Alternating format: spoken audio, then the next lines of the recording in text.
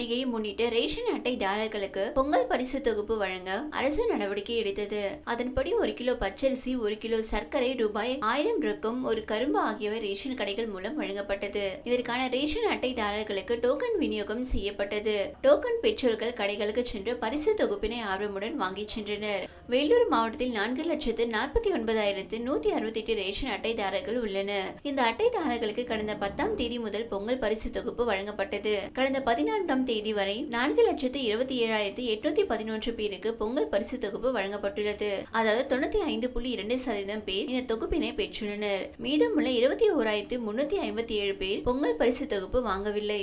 இது குறித்து அதிகாரிகளிடம் கேட்டபோது, பொங்கல் பரிசு தொகுப்பு வாங்காமல் உள்ளவர்களில் பெரும்பாலானவர்கள் வேலூர், காட்பாடி பகுதியை சேர்ந்தவர்கள். அவர்கள் பலர் வெளியூர்களில் வசித்து வருகின்றனர். எனவே அவர்கள் வாங்கவில்லை. மாவட்டம் முழுவதும் வாங்க முடியாதவர்களின் பணத்தை திருப்பி அனுப்பி வைக்கும் நடவடிக்கை எடுக்கப்பட்டுள்ளது. சில இடங்களில் பொங்கல் மறுநாள் அன்று தொகுப்பு பெற டோக்கன் வழங்கப்பட்டதாகவும், இதனால் சிலர் தொகுப்பு வாங்கவில்லை எனவும் தகவல் வருகிறது.